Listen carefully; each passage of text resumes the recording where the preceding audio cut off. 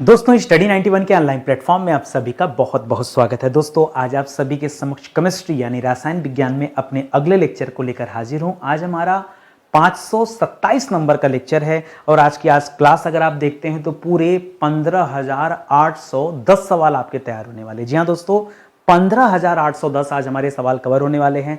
जो हमने आज टॉपिक चूज किया है, अब हम द्रव अवस्था पर आ चुके हैं जिसमें हम जल और श्यानता से संबंधित बहुत सारे सवालों को कवर करने वाले हैं। जी हाँ दोस्तों, द्रव में जल और श्यानता से संबंधित कई सारे सवाल आपके स्क्रीन पर दिए गए हैं। इन्हीं सवालों का जवाब आज आपको मैं अपनी क्लास में देने वाला हूं। ठीक है, एक चीज और याद रखिएगा, यदि आपको क्लास अच्छी लगे तो ऐसे नहीं, पसंद आए तो आप एक काम कीजिएगा, प्ले स्टोर से स्टडी 91 ऑफिशियल का ये एप्लीकेशन डाउनलोड करके हमारे पेड कोर्स का डेमो आप जरूर देखिएगा। ठीक है, सिर्फ डेमो देखने के लिए बुला रहा हूं, ये हमारा फ्री ट्रायल होगा, आप चाहें तो ज्वाइन कर सकते हैं और पसंद आए तो करिए ज्वाइन, अन्यथा कोई दबाव नहीं है। ठीक है, सीधे सवालों पर आते हैं और पढ़ना आरंभ करते हैं। एक एक सवाल आपके लिए बहुत इंपॉर्टेंट है। पहला सवाल दे रहा है कि पदार्थ की किस अवस्था की तुलना में द्रव के अणु एक दूसरे के बहुत समीप होते हैं। देखिए, अगर हम बात करें तो दोस्तों तीन ही तरह की अवस्था होती है, या तो गैस अवस्था होती है, या तो द्रव अवस्था होती है, और या तो ठोस अवस्था होती है। ठीक है, ये तीन ही तरह की अवस्थाएं होती हैं और इनमें होता क्या क्या दोस्तों, तो याद रखेगा, ये जो गैस अवस्था है इसमें अणु बहुत दूर दूर होते हैं। ठीक है, अणु जो होते हैं ये बहुत दूर दूर तक होते हैं, ये आप याद रखेंगे। द्रव में अणु गैस की अपेक्षा थोड़ा निकट होते हैं। ठीक है, थोड़ा निकट होते हैं, बहुत दूर नहीं होते हैं, कम दूरी होती है इसमें। और ठोस में जो अणु होते हैं ये अणु अत्यंत निकट होते हैं। ठीक है, अत्यंत निकट होते हैं। तो आपसे पूछा था कि किस पदार्थ की किस अवस्था की तुलना में द्रव के अणु एक दूसरे के बहुत समीप होते हैं, तो जवाब आपका क्या हो जाएगा इस सवाल का, गैस अवस्था में अणु द्रव की अपेक्षा बहुत क्या होते हैं, समीप होते हैं। या क्या लिखा है, अणु एक दूसरे के बहुत समीप होते हैं। कि पदार्थ की किस अवस्था की तुलना में द्रव के अणु एक दूसरे के समीप होते हैं, तो गैस की तुलना में द्रव के अणु समीप होते हैं, क्योंकि गैस वाले में तो दूर दूर होते हैं और द्रव में निकट होते हैं। तो ये आप याद रखेंगे। ठीक है, ये द्रव की तुलना करने के लिए कह रहा है, इस वजह से उत्तर जो है दोस्तों गैस से होगा।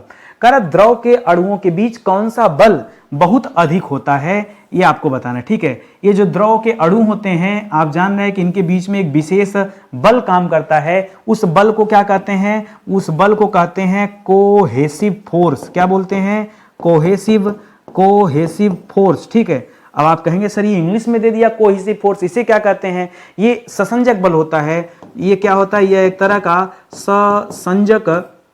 ससंजक बल होता है जिसे आप आकर्षण बल भी कहते हैं। क्या कहते हैं, जिसे आकर्षण बल भी कहा जाता है, क्योंकि ये अणु को एक दूसरे की तरफ आकर्षित किए रहते हैं और बांधे रहते हैं, इस वजह से इसे आकर्षण बल भी कहा जाता है या ससंजक बल भी कहा जाता है। यह आप याद रखेंगे। ठीक है, अगला सवाल दे रहा है कि द्रव अणुओं का सतह के ऊपर के स्थान से वाष्प रूप में बाहर निकलना, ये क्या कहलाता है। कहीं भी पानी होता है दोस्तों तो वाष्प रूप में द्रव बाहर आ जाता है, वो क्या कहलाता है, इसी को वाष्पीकरण कहा जाता है। ठीक है, इसी को क्या कहते हैं, इसी को वाष्पीकरण कहा जाता है। इंग्लिश में इसे इवेपोरेशन कहा जाता है, इवेपोरेशन। ठीक है, इवेपोरेशन कहा जाता है, वाष्पीकरण। ठीक है, बहुत आसान सा सवाल है, कठिन। आज का क्लास बहुत आसान है, इतना आसान है। अच्छा, आसान है तो उसमें मेरा कोई दोष नहीं है।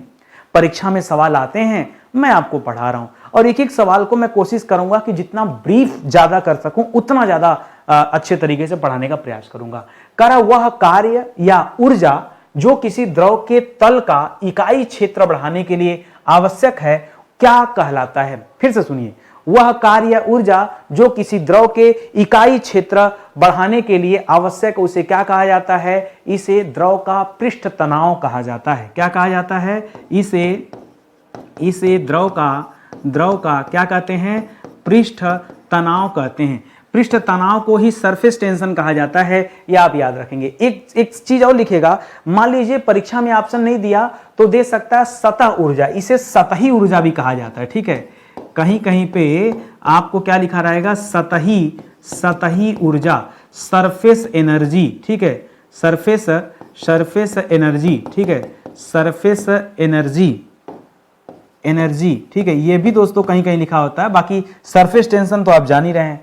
कह रहा है जल किन दो तत्वों से मिलकर बना हुआ है, ठीक है, यह किससे मिलकर बना हुआ है, तो याद रखिएगा जल में क्या होता है, हाइड्रोजन होता है, हाइड्रोजन होता है प्लस दोस्तों ऑक्सीजन होता है। हाइड्रोजन और ऑक्सीजन से मिलकर ये जल बना होता है। हाइड्रोजन के 2 अणु, ऑक्सीजन के 1 अणु मिलकर H2O जब एक साथ जुड़ते हैं तब इसी को हम क्या कहते हैं दोस्तों, इसी को हम कहते हैं जल, ठीक है, इसी को हम क्या कहते हैं, इसी को हम जल कहते हैं। ये आप याद रखेंगे, रासायनिक सूत्र है जल का, ठीक है, H2O, इसे आप याद रखेंगे। करेक्ट, कौन सा द्रव तीनों भौतिक अवस्थाओं में, ठोस रूप में, द्रव रूप में और गैस रूप में रह सकता है, वह कौन सा द्रव है जो इन तीनों रूपों में रहता है। बच्चा एकदम रट के आया सर, जल, जल को द्रव अवस्था में हम जल कहते हैं, ठोस अवस्था में वो बर्फ हो जाता है और भाप की अवस्था जो होती है उसकी, वो उसकी क्या होती है, गैसीय अवस्था होती है। तो जल सर ये तीनों अवस्थाओं में रहता है। आपको क्या लगता है, मान लीजिए एक काम करे, एग्जामिनर दोस्तों ये ऑप्शन में देना, जल को ऑप्शन से गायब कर दिया, जो आपने रट के बैठा है कि भैया तीनों अवस्थाओं में पाए जाने वाले जो तत्व हैं, आपने कहा कि ठोस में, द्रव में और गैस में, ठीक है, ठोस, द्रव और गैस, ये तीनों अवस्था में कौन से तत्व दोस्तों पाए जाते हैं, तो आपने कहा कि सर ये जल है, ठीक है, जल तीनों अवस्था में पाया जाता है। लेकिन एग्जामिनर अगर जल ऑप्शन में देना तो क्या करेंगे, तो दूसरा ऑप्शन लिखिएगा सल्फर। जी हाँ दोस्तों, सल्फर भी इन तीनों अवस्थाओं में पाया जाता है, जिसे आप गंधक कहते हैं सल्फर। यह भी ठोस रूप में, द्रव रूप में और गैस रूप में, तीनों रूपों में पाया जाता है। ये आप ध्यान दीजिएगा। बहुत मास्टर साहब ने आपको पढ़ाया, लेकिन कभी किसी ने जल से एक कदम आगे बढ़ के सवाल नहीं दिया। आप मुझे बताओ, परीक्षा में क्यों ना पूछ लिया जाए और एग्जामिनर जल का ऑप्शन क्यों ना हटा दे, क्योंकि जल काफी आसान सा सवाल है, लेकिन जल का ऑप्शन अगर हट गया ना, तो कितने ऐसे बच्चे जो सल्फर को अपना उत्तर समझेंगे, बताइए, नहीं समझ पाएंगे, गलतियां उनसी हो जाएगी। सल्फर को S से डिनोट किया जाता है, ठीक है, सल्फर को S से डिनोट किया जाता है। ये ठोस अवस्था में भी होता है, द्रव अवस्था में भी होता है और गैस अवस्था में भी होता है। ये सल्फर के साथ ये तीनों अवस्थाएं होती हैं। तो जल के साथ साथ मैं नहीं कह रहा हूं कि जल को मत याद रखो, जल को याद रखो तो गंधक या सल्फर को भी याद रखो, ये भी तो याद रखना जरूरी है। कह जल प्रकृति में किन अवस्थाओं में मिलता है, जल जो है दोस्तों ये नेचर में किन किन अवस्थाओं में मिलता है, तो 2 अवस्थाओं में, या तो मुक्त अवस्था में मिलता है, या तो मुक्त अवस्था में मिलता है या संयुक्त अवस्था में मिलता है, ठीक है, मुक्त अवस्था और संयुक्त अवस्था दोनों में। संयुक्त मतलब जैसे किसी चीज में मिक्स हो गया, जैसे पानी के अंदर भी दोस्तों जल जो है दोस्तों ये पानी के रूप में मिलता है, या फिर बर्फ के अंदर भी दोस्तों जल होता है। तो इसी तरह से बहुत जगह होता है। तो ये मुक्त और संयुक्त दोनों अवस्थाओं में पाए जाते हैं। जैसे ऑक्सीजन भी दोस्तों मुक्त और संयुक्त दोनों अवस्था में पाया जाता है। ऑक्सीजन का संयुक्त अवस्था जल है, पानी में भी तो ऑक्सीजन होता है, लेकिन हम आप उसे ले नहीं सकते, हम वायुमंडल में ऑक्सीजन जो है उसी को लेते हैं। पानी में तो हम सांस ले नहीं पाते, लेकिन उसी पानी में मछलियां ऑक्सीजन ले लेती हैं गलफड़ों के माध्यम से, जिसमें आराम से उनको ऑक्सीजन मिल जाता है, ठीक है। तो ये आप समझिएगा, उसी तरह से जैसे ऑक्सीजन है 2 अवस्था में पाया जाता है, उसी तरह से जल भी मुक्त और संयुक्त दोनों अवस्थाओं में पाई जाती है। ये आप नेचर में ये आप याद रखेंगे। कह रहा है कौन सा द्रव जंतुओं तथा वनस्पतियों का मुख्य अवयव है, प्रमुख अवयव यानी मेन एलिमेंट है दोस्तों, वनस्पति का भी और द्रव जो है जंतुओं का भी है। तो याद रखिएगा ये जल की ही तो बात हो रही, ठीक है। जल दोस्तों, जल क्या है, ये सभी प्राणियों हेतु आवश्यक, ठीक है। जल दोस्तों सभी प्राणियों हेतु आवश्यक है। अब आप कहेंगे सर इतना आसान आसान सवाल नितिन सर तो पढ़ाने नहीं आए, ठीक है। अब इसमें से कुछ टेक्निकल चीजें मैं आपसे पूछना चाहता हूं। ये बहुत आसान सवाल है कि भाई जल का उपयोग हमें भी है, आपको भी है, सारे जीव जंतुओं के हैं, सारे पशु पक्षियों को है, वनस्पतियों को है। लेकिन मैं आपसे एक छोटा सा सवाल करूं, हमें जल की आवश्यकता क्यों है? बहुत ध्यान से सोच समझ के बताइएगा। प्राणी पानी क्यों पीते हैं? हमें जल की आवश्यकता क्यों है? आपने कभी इस पर विचार किया? सर क्योंकि जरूरी है शरीर को। अरे क्यों जरूरी है बताओ ना, ऐसा क्या है जल में कि जरूरी है कि उसके बिना आपका जीवन नहीं चल सकता? बताइए ऐसा क्या है उसमें। भाई मैं कहूं रोटी हर किसी को, आप चले जाइए दोस्तों अमेरिका वगैरह, वहां रोटी का कल्चर ही नहीं है, रोटी बनती नहीं, लोग पाव खा के जिंदा है। अब रोटी है ही नहीं तो क्या वो जीवित नहीं, जीवित है ना, तो बिना जल के जीवन नहीं हो सकता। अगर नहीं हो सकता तो क्यों नहीं हो सकता, आप मुझे ये बताइए। मैं आपको बताता हूं, इसका उत्तर आपको बिल्कुल नहीं पता है, सुनिएगा, ठीक है। सवाल यह है कि प्राणियों को, जितने भी प्राणी हैं, प्राणियों को जल की आवश्यकता क्यों, जल की आवश्यकता क्यों है। इस क्यों का जवाब है शरीर के तापमान को नियंत्रित करने हेतु, ठीक है। किसके लिए, शरीर के तापमान को नियंत्रित करने हेतु किसकी आवश्यकता होती है, जल की आवश्यकता होती है। जब इसी शरीर को जल की आवश्यकता होती है और जल नहीं मिलता है तो शरीर अपने आप को डिहाइड्रेट कर देता है, और जैसे डिहाइड्रेशन हुआ, उल्टी उल्टी अंदर का सारा एलिमेंट बाहर फेंकेगा, ला पानी दे जल्दी, मुझे नहीं देगा ना, डॉक्टर क्या करेगा, तुरंत आपके हाथ में एक सिरिंज डालेगा, एक पानी की बोतल टांग देगा, ले मुंह से नहीं पिएगा तो तेरी नसों से पानी भेज देता हूं, ठीक है। शरीर में पानी चाहिए, क्यों, टेम्परेचर मेंटेन करने के लिए। ये आपको नहीं पता था। चलो मुझे बताओ, वनस्पतियों को जल की आवश्यकता क्यों है। बहुत आराम से पढ़ो, ठीक है। मैं आपसे सवाल कर रहा हूं कि वनस्पतियों को जल की आवश्यकता क्यों। ये जो वनस्पति हैं, वनस्पति को यह आवश्यकता क्यों है, भोजन बनाने के लिए, प्रकाश संश्लेषण करने के लिए। किस लिए दोस्तों, लिखेगा प्रकाश संश्लेषण हेतु। प्रकाश संश्लेषण करके ही भोजन बनाते हैं, और भोजन बनेगा तो ऑक्सीजन मिलेगा आपको, नहीं बनेगा तो ऑक्सीजन नहीं मिलेगा। मान लो एक आपने पौधा लगाया, उसको आपने पानी नहीं दिया, क्या होगा, पौधा सूख जाएगा, मुरझा जाएगा, डेथ हो जाएगा, खत्म हो जाएगा वो पौधा। क्यों भाई, पानी चाहिए, बिना पानी को भोजन कैसे बनाएगा, भोजन नहीं बनाएगा तो उसको धूप मिल रहा, हवा मिल रहा, सब कुछ मिल रहा है, पानी नहीं मिल रहा है, बिना पानी के भोजन बने कैसे। बिना पानी के अपने गमले में रख दिया, जमीन में रहता तो उसकी जड़ें चली जाती कहीं तक, वो निकाल लाती पानी, खोज लाती अपने काम भर का, लेकिन आपने गमले में लगा दिया, पानी डाला नहीं गमले में, अब वो बधी हुई, वो जड़ें बाहर नहीं जा सकती, ठीक है। इस वजह से पौधा मुरझा जाता है और हमें आपको ऑक्सीजन नहीं मिलेगा। क्या आप चाहते हैं ऑक्सीजन ना मिले? बिना ऑक्सीजन के जिंदा रह सकते हैं, बिना जल के तो थोड़े बहुत रह भी लेंगे, बिना ऑक्सीजन के कैसे जिंदा रहेंगे, वो तो तुरंत एक्सपायर हो जाएगा आदमी। तो इसलिए जरूरी है कि प्रकाश संश्लेषण हो। तो इसको आप याद रखेंगे। सवाल आसान जरूर है, लेकिन मैं जब तोड़कर उसमें से नए प्रश्न बनाऊंगा तो आपको और बहुत कुछ सीखने समझने को मिलेगा। करा कौन सा द्रव शुद्ध रूप में स्वच्छ, रंगहीन, गंधहीन, स्वादहीन तथा पारदर्शक होता है, ठीक है। कौन सा द्रव है दोस्तों जो जिसके अंदर ये सारे गुण होते हैं, लिखिएगा जल के ही तो गुण है। जल स्वच्छ भी होता है, जल रंगहीन भी होता है, जल में कोई रंग नहीं होता है, जल में अपनी तरफ से कोई रंग नहीं होता है, ठीक है। वो पारदर्शी होता है, आर पार देख। आप शुद्ध जल को एक शीशे के गिलास में रख लीजिए, आपको समझ में आ जाएगा क्या जल का कोई रंग होता है, नहीं। जब जल में अशुद्धियां मिलती हैं, उन अशुद्धियों के कारण दोस्तों ये रंग बदलता है, लेकिन शुद्ध जल का अपना कोई रंग नहीं होता, रंगहीन होता है, स्वादहीन होता है, गंधहीन होता है। उसमें कोई गंध भी नहीं होता, कोई स्वाद भी नहीं होता, ठीक है। हाँ, मिनरल्स जरूर होते हैं, ठीक है। जल में होता क्या, कोई पूछे जल में क्या होता है तो बताइएगा जल में लवण होते हैं, लवण यानी मिनरल्स, ठीक है। मिनरल्स होते हैं, यही मिनरल्स दोस्तों शरीर के लिए आवश्यक है। हम पानी, अगर आप कहने वाली बात है, अगर जल में कुछ नहीं होता तो हम जल का सेवन क्यों कर रहे हैं?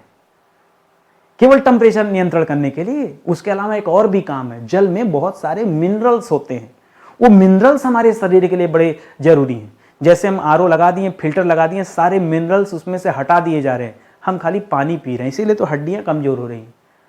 खटिया से गिर जा रहे हैं, टांगरी टूट जा रहा है, ये हालत है। क्यों? हड्डियां कमजोर हो गई हैं, मिनरल्स नहीं मिल रहा शरीर को। फिल्टर पानी से थोड़ी सी दूरी बनाइए, या जो अच्छे फिल्टर उनका यूज कीजिए जो मिनरल्स को नहीं खत्म करते हैं, सिर्फ पानी से खराब गंदगियों को दूर करते हैं, मिनरल्स को नहीं दूर करते हैं। ऐसे आर वाले पानी को पीना चाहिए, ध्यान में रख करके, तब तो ठीक है। तो लवण मिलता है इससे पानियों में। जल में दोस्तों पानियों नहीं होता, पानी एक वचन है, बहुवचन है ही नहीं, इस बात को भी आप याद रखेंगे, ठीक है। कह रहा है जल का हिमांक कितना होता है। ये हिमांक क्या है? हिमांक हिम धन अंग, यानी जल कब बर्फ बन जाता है। हिमांक मतलब क्या है? ये हिम शब्द का मतलब क्या होता है पहले ये समझिए, ठीक है।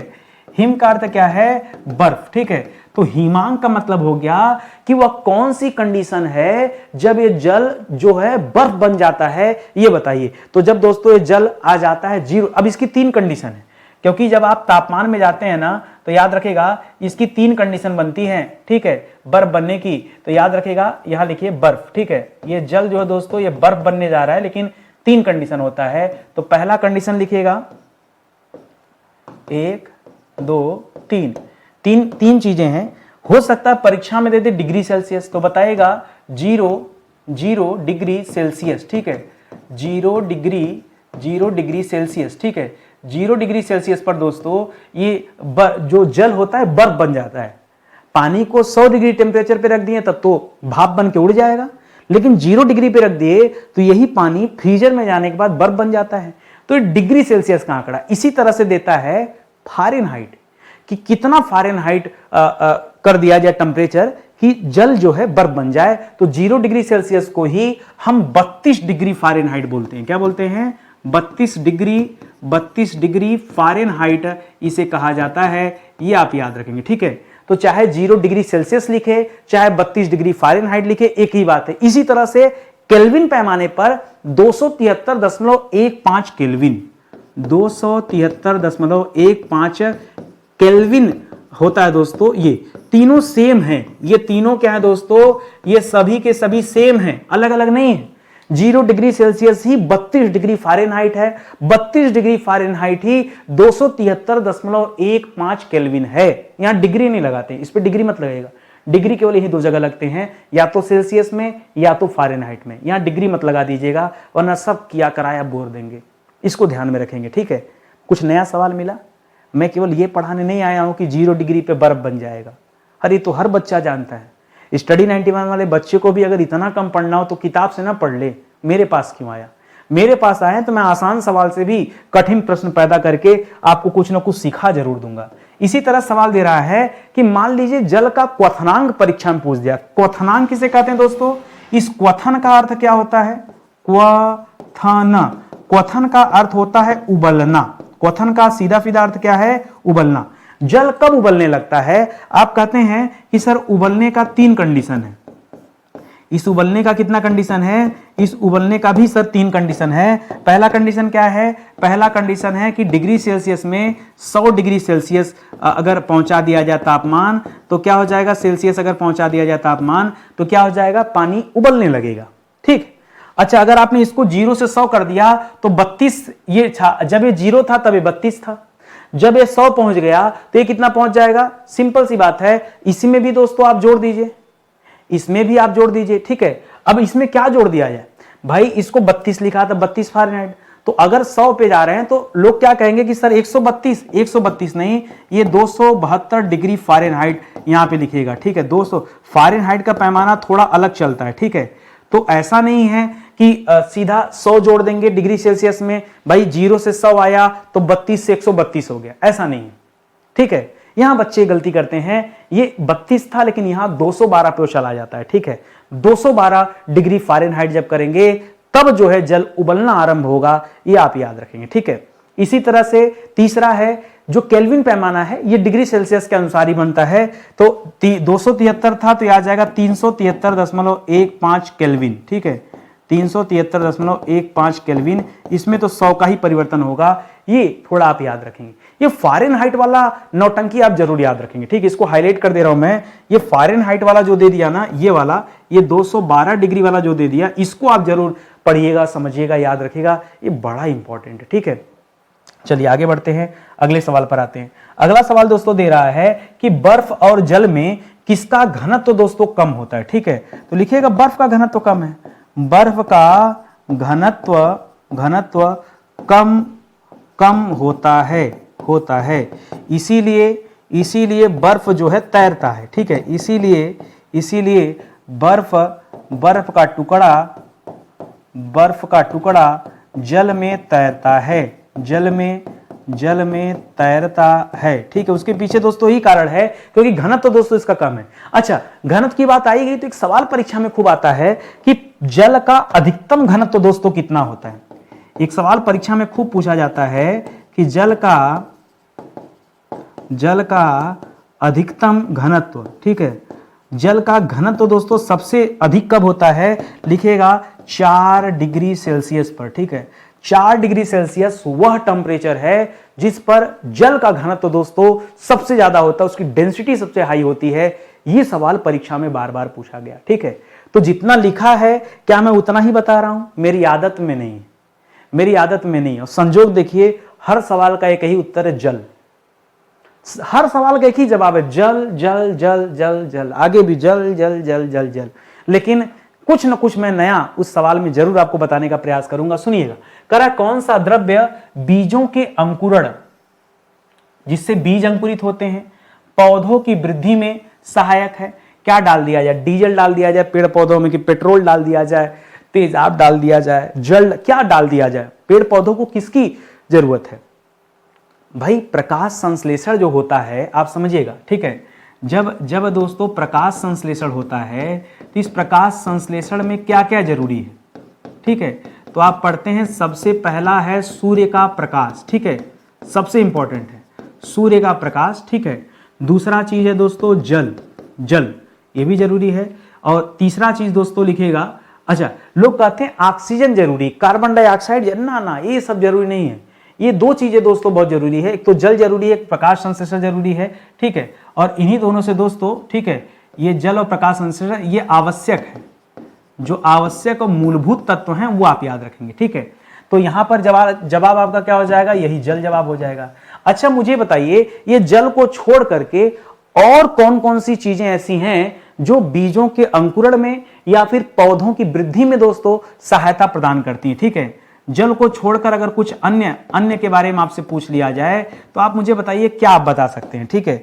लिखिएगा समुद्री शैवाल, समुद्री शैवालों का नाम सुना होगा। समुद्री शैवाल दोस्तों क्या करते हैं, ये भी बीजों के अंकुरण में या पौधों की वृद्धि में दोस्तों सहायक होते हैं समुद्री शैवाल, या फिर जैविक उर्वरक जितने भी होते हैं, एजोला वगैरह, ठीक है, जैविक उर्वरक, ठीक है,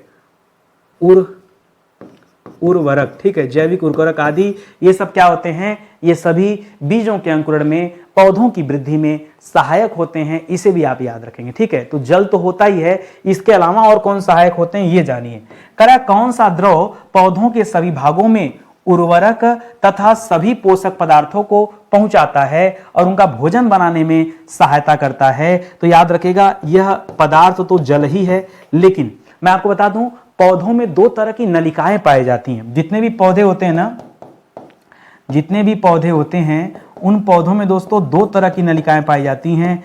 एक होता है जाइलम और एक होता है फ्लोएम, ठीक है, फ्लोएम, ठीक है, फ्लोएम। जाइलम दोस्तों यह जल को भेजता है, और फ्लोएम जो होता है दोस्तों ये आहार का संवहन करता है, ठीक है, आहार को, ठीक है, क्या करता है, सभी भागों तक पहुंचाते हैं, ठीक है, सभी भागों तक पहुंचाता है, ठीक है। तो हर पौधों के अंदर ये 2 चीजें होती हैं, एक जाइलम होता है, एक फ्लोएम होता है। जाइलम जल का संवहन करता है, जड़ों से लेकर पेड़ पौधों की पत्तियों तक जल को पहुंचाने का काम कौन करता है, ये जाइलम करता है। और भोजन जो बनकर तैयार हो रहा है उस भोजन को पहुंचाने का काम कौन करता है, ये फ्लोएम करता है। ये दोनों बातें आप याद रखेंगे। हालांकि जब बॉटनी वगैरह पढ़ेंगे तो वहां पर दोस्तों मैं आपको इन सब चीजों के बारे में बताऊंगा, फिर भी आज चर्चा में आ गया है तो जान लीजिए, ठीक है। अगला सवाल देखिए, अगला दे रहा है कि कौन सा द्रव वनस्पति ऊतकों में दबाव उत्पन्न करता है। ध्यान दीजिएगा, वनस्पति ऊतकों में दबाव पैदा करता है और जिससे पौधे में संरचनात्मक मजबूती बनी रहती है। ये कौन सा दोस्तों, तो इसका उत्तर भी है जल, ठीक है। जल क्या करता है दोस्तों, ये वनस्पति, जैसे हमारे कोशिकाएं मिलकर ऊतक बनाती हैं, सभी ढेर सारी कोशिकाओं के मिलने से ऊतक बनता है, और ऊतकों पर दोस्तों जब दबाव कौन डालता है, जल डालता है। इसी से पेड़ पौधों को मजबूती मिलती है, नहीं तो पौधे खड़े कैसे होते, गिर जाते तुरंत। उनको मजबूती कौन देता है, स्टेम जो तना होता है ना, वो उससे संरचनात्मक मजबूती जो है ये जल के माध्यम से ही पौधों को मिलता है। ये आप याद रखेंगे, ठीक है। ध्यान दीजिएगा, अभी तक मैंने आपको 7 विषय पढ़ा दिया, ये हमारा 8वां विषय केमिस्ट्री है। आज हमारा कोई पहला विषय नहीं है। बहुत सारे बच्चे आज भी कमेंट करते हैं, सर हिस्ट्री का क्वेश्चन करा दीजिए, सर संविधान का करा दीजिए। अरे मेरे माई बाप, मैं कितने दिन से पढ़ा रहा हूं, 526-27 लेक्चर हमारे हो गए हैं और हर लेक्चर में आपको बता रहा हूं कि देखो इतने विषय में पढ़ा चुका, इतने विषय जैसे जैसे कंप्लीट होता जाता है मैं आपको इन्फॉर्म करते जा रहा हूं। प्लेलिस्ट में आके देखिए। ऐसा नहीं है ना कि आप डाइनिंग टेबल पर बैठ गए और कहिए भैया रोटी लेकर आइए, नितिन सर जरा फिजिक्स पढ़ा दीजिए, तो फिजिक्स पढ़ाना शुरू कर दे नितिन सर। अरे पढ़ा चुका हूं भाई, आपको सिर्फ प्लेलिस्ट तक जाना है, उस प्लेलिस्ट तक जाइए और जो है पढ़िए जा करके, ठीक है। तो वो कौन कौन से विषय हैं, पूरा इतिहास, संविधान, विश्व का भूगोल, भारत का भूगोल, भौतिक विज्ञान सब पढ़ा चुका हूं। और ये अब फिर बच्चा कमेंट करता है सर ये किस परीक्षा के लिए पढ़ा रहे हैं, सामने लिखा हूं कि सभी सरकारी परीक्षा के लिए महत्वपूर्ण। अरे अलग से सवाल नहीं आता है, परीक्षाओं में ऐसे ही सवाल बनते हैं। नहीं भरोसा हो तो पहले क्वेश्चन पेपर देख लो, बाद में मेरी क्लास देख लेना, या मेरी क्लास देखने के बाद फिर क्वेश्चन पेपर पलट के देख लो, सवाल अपने आप आपको समझ में आने लगेगा कि हाँ नितिन सर की क्लास है, सवाल बनते भी हैं या नहीं बनते हैं। ऐसे ही सवाल परीक्षा में बनते हैं, विश्वास कीजिए, ठीक है। आगे बढ़िए। कह रहा मनुष्य के शरीर में कितना जल होता है, कितना हिस्सा दोस्तों जल होता है मनुष्य के शरीर में, लगभग 70 से 75%, ठीक है। कितना दोस्तों, लगभग 70 से 75%, कहीं कहीं पे 60% भी लोगों ने कहा है कि 60 से 70% जल होता है। कोई बात नहीं, 60 से 70 हो, 70 से 75 हो, अधिकांश हिस्सा दोस्तों हमारे शरीर का ये जल है। ये आप याद, जल में सबसे ज्यादा जल है। देखिए अगर आप ब्लड की बात करेंगे तो ब्लड में भी तो जल है भाई, जल तो जो है सो ही है, ब्लड में भी जल है। अच्छा मुझे एक बात बताइए, थोड़ा टेक्निकल सवाल है, सबसे ज्यादा जल किन में पाया जाता है, किसके शरीर में सबसे ज्यादा जल पाया जाता है? अगर ऐसा सवाल कभी पूछे ना तो बताइएगा सर्वाधिक जल जो है किसके शरीर में पाया जाता है, तो लिखिएगा शिशु के शरीर में, ठीक है। शिशु के शरीर में, छोटे छोटे बच्चों के शरीर में सबसे ज्यादा मात्रा में जल पाया जाता है, ठीक है। ये आप याद रखेंगे, ठीक है।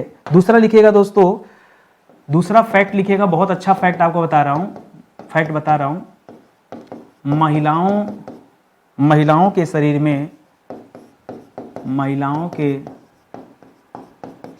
में पुरुषों की अपेक्षा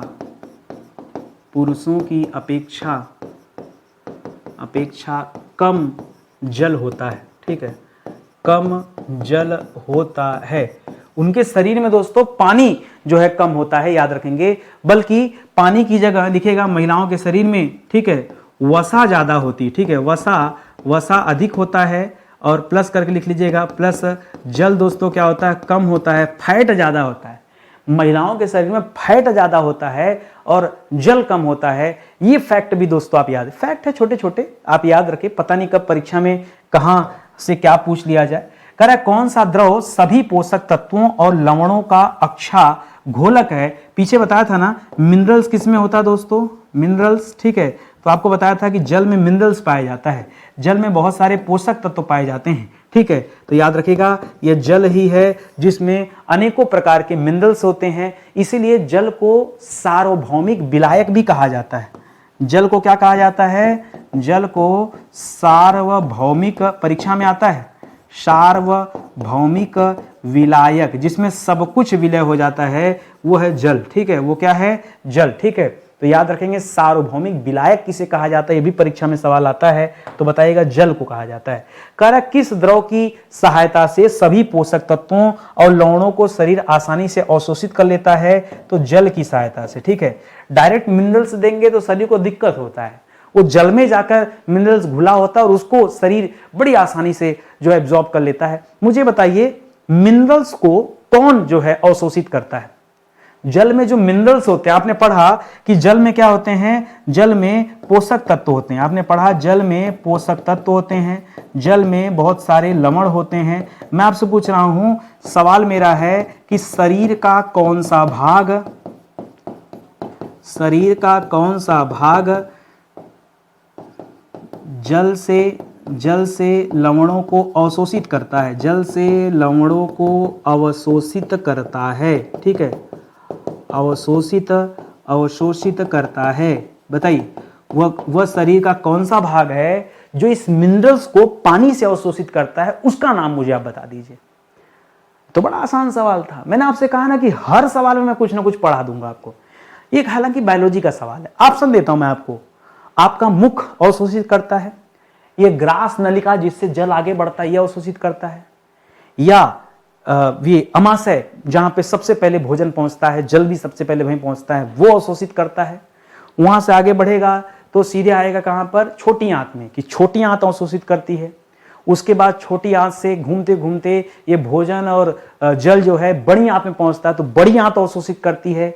या गुर्दा जो किडनी कहा जाता है वो अवशोषित करता है। कौन अवशोषित करता है? मिनरल्स को कौन अवशोषित करता है? या कोई नहीं करता, सीधे मूत्र मार्ग से पुनः जल बाहर हो जाता है। बताइए, मैं बताता हूं। ना तो अमाशय करता है जिसे स्टोमक कहते हैं, लीवर वगैरह को तो दूर दूर का कोई संबंध नहीं है। लीवर, हार्ट और लंग्स यानी फेफड़े, इनकी बात कभी मत कीजिएगा, ठीक है। पैंक्रियाज वगैरह की बात मत कीजिएगा, ठीक है। वो सब बिल्कुल ऑप्शन में नहीं है। छोटी आंत भी नहीं करता है। मिनरल्स को बड़ी आंत जो है एब्जॉर्ब करता है, तो लिखिएगा बड़ी आंत, ठीक है।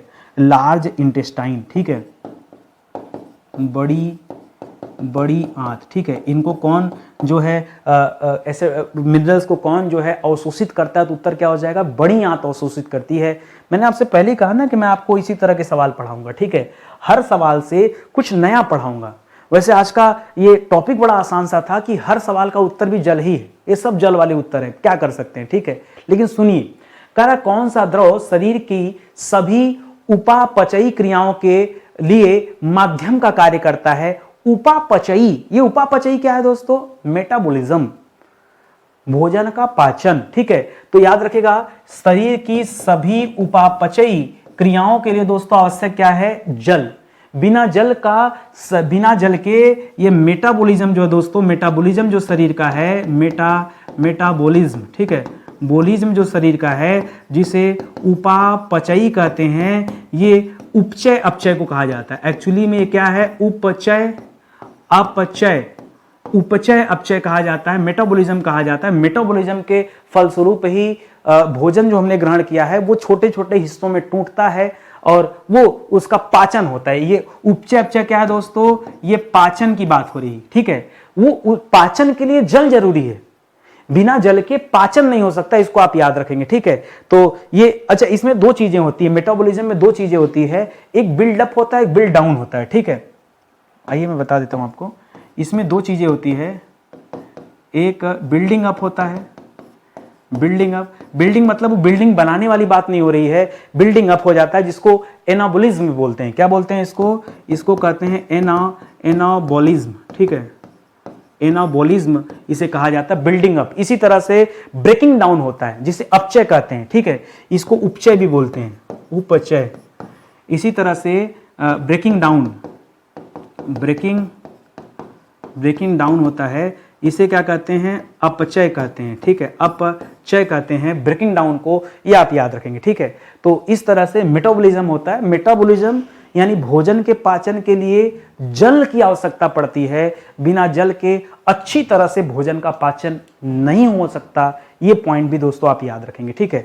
और आगे बढ़िए, अगला सवाल दे रहा है कि कौन सा द्रव शरीर के तापमान को नियंत्रित करता है? अरे इसीलिए तो द्रव की जरूरत होती है। ये तो हम लोगों ने बड़ा विधिवत पढ़ लिया था कि याद रखेगा, ये जो जल होता है, जल क्या करता है? शरीर के तापमान को नियंत्रित करता है, शरीर के तापमान को नियंत्रित करता है, ठीक है। इसके अलावा दोस्तों और कौन है जो हमारे शरीर के तापमान को नियंत्रित करता है, जल को छोड़ करके? ऐसा और कौन है जो नियंत्रित करता है? लिखिएगा हाइपोथैलेमस, ठीक है।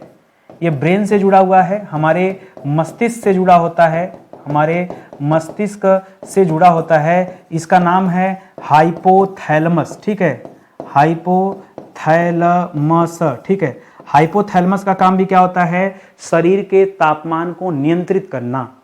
अगर हाइपोथैलेमस ना हो, हमारा ये शरीर का टेम्परेचर खाली पानी डालने से मेंटेन नहीं होगा, ठीक है। पानी आप देते हैं तो उसको मेंटेन करने का काम ये हाइपोथैलेमस करता है। बायोलॉजी में आपको पढ़ाऊंगा हाइपोथैलेमस, ठीक है। तो ये भी बहुत प्यारा सा सवाल है। आगे बढ़िए दोस्तों अगले सवाल पर। कह रहा है शरीर के सभी अपशिष्ट पदार्थ, ठीक है, जितने भी अपशिष्ट पदार्थ हैं, यानी जो बचे कुचे गंदे पदार्थ हैं जो मल मूत्र की सहायता से बाहर निकलेंगे, कह रहा है अपशिष्ट पदार्थों को अपने में घोलकर उनको बाहर निकालने के लिए कौन सा द्रव एक अच्छे माध्यम का कार्य करता है? तो जल है। जल क्या करता है, इन अपशिष्ट पदार्थों को मूत्र मार्ग से और मल मार्ग से दोस्तों बाहर करता है। तो लिखिएगा मूत्र मार्ग और जल मार्ग से बाहर, ठीक है, मूत्र मार्ग और मल मार्ग, ठीक है, मूत्र मार्ग एवं मल मार्ग, ठीक है। मल मार्ग से ये अपशिष्टों को बाहर कौन निकालता है, अपने में घोलकर ये जल ही बाहर निकालता है, ये आप याद रखेंगे, ठीक है। तो पानी पीना बहुत जरूरी है।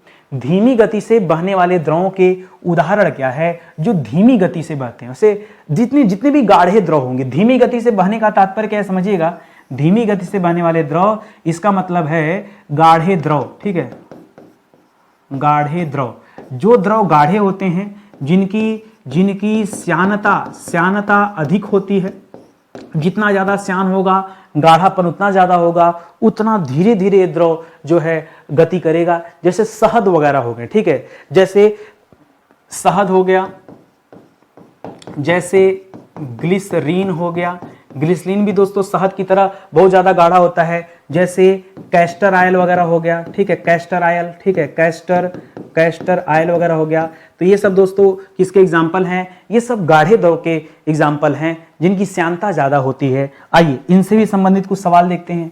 कह रहा क्या सभी द्रव एक ही गति से बहते हैं, क्या सभी द्रव, सभी कहाँ लगा दिए, ठीक है, नहीं नहीं नहीं, ठीक है, श्यानता के आधार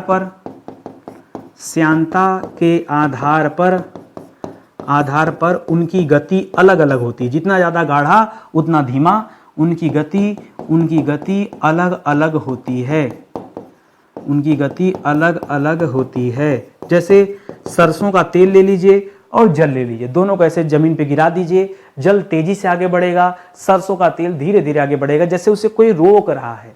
ये उसके गाढ़ापन की वजह से होता है, उसके श्यानता के कारण ऐसा होता है, ये आप याद रखेंगे। तो दोनों की गति अलग अलग होती है और ये हमेशा डिपेंड करता है श्यानता पे। करा किस गति से बहने वाले द्रव से पता चलता है कि द्रव में बहने के दौरान कुछ आंतरिक प्रतिरोध हो रहा है, ठीक है। जब दोस्तों कोई द्रव धीमी गति से बहता है तब दोस्तों हमें पता चलता है कि लगता उसे कोई रोक रहा है, ठीक है, कोई आंतरिक प्रतिरोध हो रहा है, ठीक है।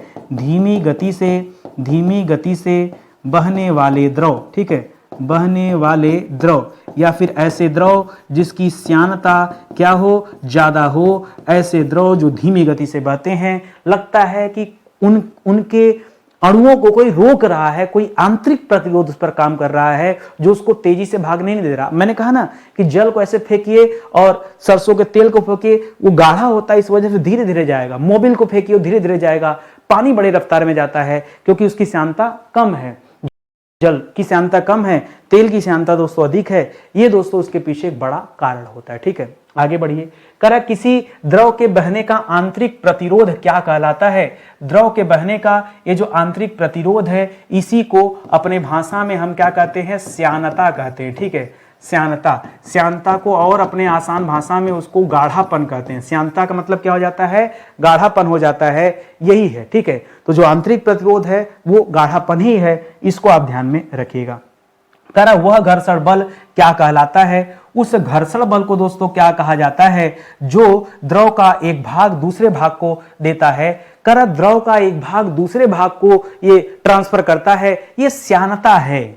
श्यानता भी दोस्तों एक तरह का घर्षण बल है और यह श्यानता है, यह द्रव का गाढ़ापन है, ठीक है, द्रव का गाढ़ापन, ठीक है। यही क्या करता है, द्रव को एक भाग को दूसरे भाग से ट्रांसफर करता है।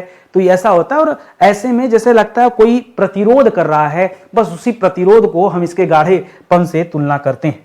कह रहा सामान्यतः ताप बढ़ने के साथ साथ किसी द्रव की श्यानता पर क्या प्रभाव पड़ेगा। मान लीजिए टेम्परेचर दोस्तों कहीं पर बढ़ रहा हो, ठीक है, तापमान क्या कर दिया, किसी चीज को आपने गर्म कर दिया। जब आप गर्म करेंगे, जब ज्यादा गर्म करेंगे तो दोस्तों श्यानता क्या हो जाएगी, घटेगी। हमेशा क्या हो जाएगी, श्यानता क्या होने लगेगी, घटने लगेगी और द्रव क्या हो जाएगा दोस्तों, द्रव हल्का हो जाएगा, गाढ़ा नहीं होगा।